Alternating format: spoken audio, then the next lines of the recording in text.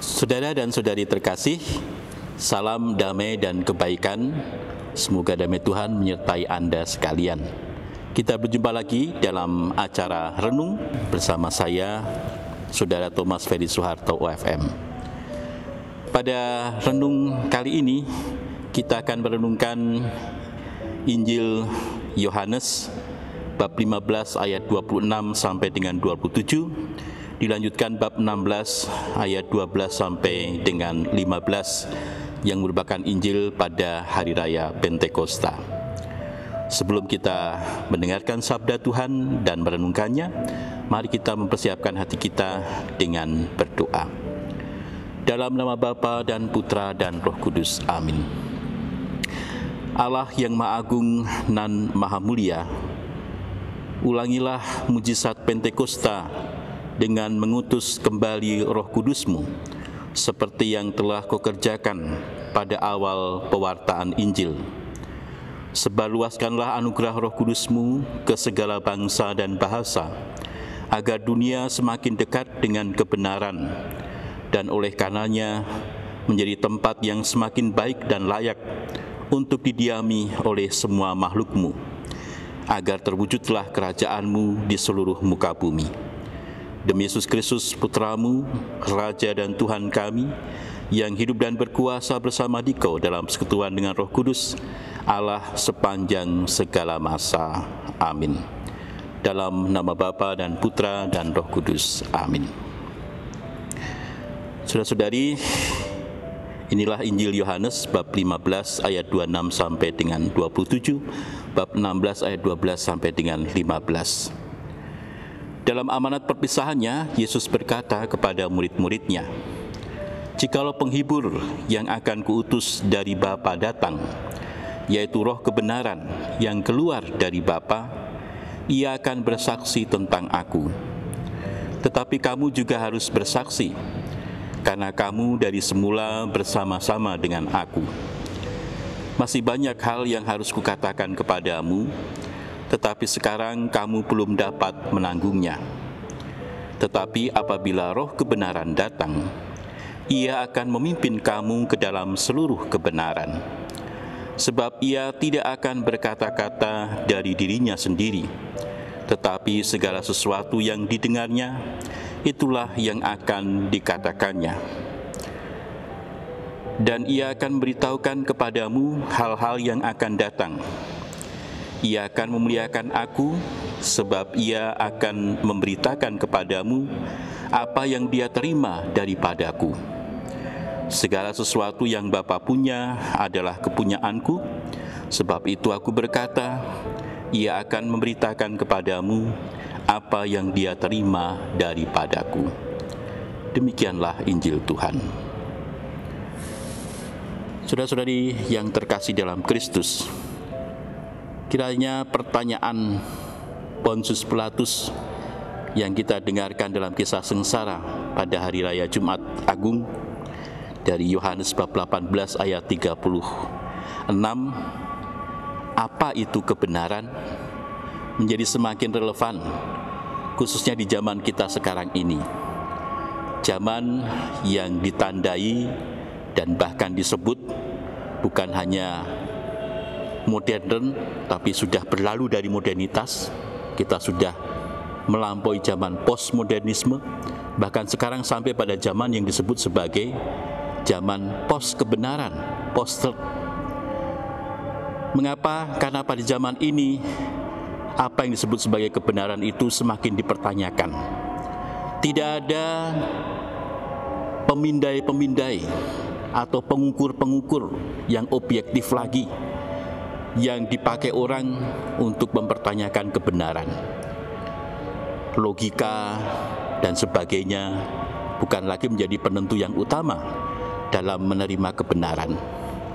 Kalau kita melihat media sosial zaman sekarang di negeri kita ini, banyak sekali berita-berita palsu, hoax. Bahkan lucunya, sekarang ini di media sosial kita melihat hampir semua orang menjadi ahli sebenarnya. Ahli kesehatan, apalagi pada masa pandemi corona, Banyak orang mempunyai resep-resep untuk menangkal virus corona. Ada yang secara ilmiah oleh para dokter dengan obat-obatan dan medis. Tapi juga tak jarang ada juga dari ibu-ibu atau orang biasa yang baru sembuh dari sakit corona, kemudian menampilkan resep-resep yang jitu, yang tidak berbasiskan pada penelitian, tapi pengalaman pribadinya katanya. Bukan obat-obat yang begitu rumit, tetapi hal yang sederhana, misalnya saja air hangat, minyak kayu putih. Dan lucunya banyak orang mengikuti orang-orang seperti itu. Bahkan ada dokter-dokter yang sudah mempunyai pengalaman yang luar biasa dalam bidang medis, pengetahuan yang cukup mumpuni dalam bidang kedokteran, malah ikut-ikutan juga apa yang dikatakan oleh orang-orang sederhana itu. Pakai minyak kayu putih lah, terapi air hangat lah, dan sebagainya. Menarik memang. Jadi sekarang ini kebenaran tidak ditentukan oleh logika. Kebenaran tidak ditentukan oleh orang yang ahli, orang yang punya gelar profesor, doktor, dan sebagainya. Bahkan para profesor pun kadang-kadang malah mengikuti pendapat orang-orang yang tidak ahli. Jangan salah, ada profesor lulusan universitas dari luar negeri yang justru tertipu oleh orang yang tidak bersekolah, yang memberikan mimpi-mimpi, misalnya penggandaan uang. Yang menjadi korban para pengganda-pengganda uang dengan tipu-tipu itu bukan orang-orang yang remeh. Ada juga profesor-profesor lulusan luar negeri yang juga tertipu. Maka sekarang memang apa yang dikatakan Pontius Pilatus menjadi nyata. Apa itu kebenaran? Hari ini Injil menunjukkan kepada kita janji Yesus kepada kita para muridnya bahwa Ia akan mengutus Roh Kudus. Dan Ia mengatakan bahwa itulah roh kebenaran. Yang menarik di sini adalah Yesus menunjukkan kebenaran bukan pertama-tama sebagai rumusan yang diperdebatkan. Seperti kita sekarang menganggap kebenaran adalah sebuah rumusan yang harus didekati dengan logika, yang kemudian hancur oleh karena postrat dan macam-macam cara orang menunjukkan kebenaran. Tapi kebenaran masih pertama-tama ditunjukkan sebagai rumusan. Menarik, Yesus tidak menunjukkan kebenaran sebagai rumusan. Dia bahkan misalnya dalam Injil Yohanes bagian lain, yaitu Injil Yohanes bagian bab 14 ayat 6, dia mengatakan bahwa akulah jalan dan kebenaran dan hidup. Menarik bahwa kebenaran adalah dirinya sendiri. Jadi bagi Yesus kebenaran itu bukan rumusan. Kebenaran adalah pribadi, pribadinya, pribadi Allah, pribadi dirinya yang bersatu dengan Allah, itulah kebenaran. Maka ketika Yesus hari ini menjanjikan kepada kita roh kebenaran, itu bukan berarti bahwa kita akan tahu banyak hal, tapi roh itu akan membimbing kita masuk pada seluruh kebenaran. Karena kebenaran yang hanya rumusan itu baru sebagian kebenaran, yang kemudian bisa dipertanyakan, yang kemudian hancur penilaiannya pada zaman post-truth ini. Tapi kebenaran sebagai kehidupan, sebagai pribadi yang hidup, tidak akan pernah bisa diperdebatkan. Dan itulah kebenaran seluruhnya. Dan Tuhan Yesus menjanjikan kepada kita roh yang akan menuntun kita kepada kebenaran yang sejati itu. Kita diminta oleh Yesus pertama-tama adalah dengan menerima roh kebenaran itu. Menerima roh kebenaran adalah membuka hati kita. Karena sejalan dengan apa yang kita saksikan dari kebangkitan Yesus Kristus, maka kebangkitan Tuhan ditunjukkan pertama-tama dengan membuka pintu makam dari dalam. Maka kita pun diajak oleh Tuhan untuk juga bangkit dengan pertama-tama membuka pintu hati kita, membuka kegelapan pemahaman kita. Dan karena kita mau hanya mengejar kepentingan kita, maka kita mulai kemudian mempertanyakan kebenaran. Bahkan tidak hanya mempertanyakan kebenaran, tapi juga memperkosa kejujuran, merekayasa kebenaran, Sehingga kemudian kita melihat sekarang ini bahwa kebenaran itu bukan sesuatu rumusan atau sesuatu yang dibentuk, tapi kebenaran itu ya tergantung masing-masing orang. Bahkan kemudian kebenaran itu dibuat, bukan lagi sesuatu yang ada secara hakiki, tetapi sesuatu yang dibuat. Maka orang mengatakan kebohongan pun bisa jadi kebenaran sekarang ini. Orang mengatakan kebenaran itu hasil kebohongan juga bisa. Karena kebohongan yang dilakukan berulang kali, atau kebohongan yang dikisahkan, diceritakan berulang kali, lama-lama akan menjadi kebenaran, kata orang. Karena itulah rekayasa kebenaran terjadi pertama-tama karena kita diselimuti oleh kegelapan egoisme kita. Itulah yang mesti kita buka untuk bisa menerima kebenaran dari Allah sendiri, untuk bisa menerima roh kebenaran yang menuntun hidup kita untuk lepas dari kungkungan belenggu egoisme kita, untuk kemudian bisa disinari oleh Allah. Tentu saudara-saudari terkasih, menerima kebenaran, membuka hati kita pada roh kebenaran, Roh Kudus, bukan pertama-tama berarti bahwa kita hanya duduk diam saja. Menarik bahwa dalam Injil Yesus mengatakan bahwa roh kebenaran akan beri kesaksian tentang Allah, tapi kita juga harus memberi kesaksian. Jadi menerima kebenaran bukan hanya tinggal menadah saja atau menunggu saja, tapi menerima kebenaran bisa berarti juga kita harus mengejar kebenaran itu juga. Kita harus mencoba menangkap kebenaran itu. Saudara-saudara kasih, bagaimana kita harus mengejar kebenaran itu?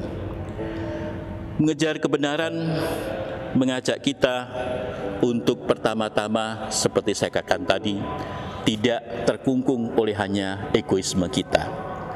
Mengejar kebenaran berarti juga kita berusaha untuk kemudian tidak hanya memusatkan hidup kita pada diri sendiri, tapi mulai peduli kepada orang lain. Kepedulian kita kepada orang lain itulah salah satu cara kita mengejar kebenaran.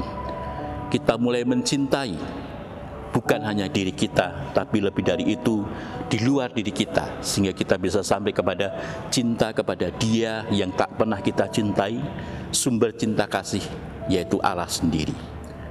Untuk itu kita mesti membuka hati kita, membuka dengan kepedulian kita kepada orang lain, mengejar seluruh waktu yang sedang kita terima dari Tuhan ini. Mengejar kebenaran berarti tidak menyanyiakan waktu, karena semua waktu adalah waktu yang disediakan Tuhan untuk kita bisa mengejar yang benar, mengejar yang baik. Kalau kita memanfaatkan setiap waktu dengan sungguh-sungguh peduli pada orang lain, sungguh-sungguh mengupayakan kebaikan semakin besar dalam hidup kita, maka disitulah kita dikatakan mengejar kebenaran. Dan disitulah kita akan ditangkap oleh Tuhan untuk sampai kepada seluruh kebenaran. Maka kebenaran bukan pertama-tama sesuatu yang harus kita ketahui, tapi kebenaran adalah sesuatu yang harus kita jalani.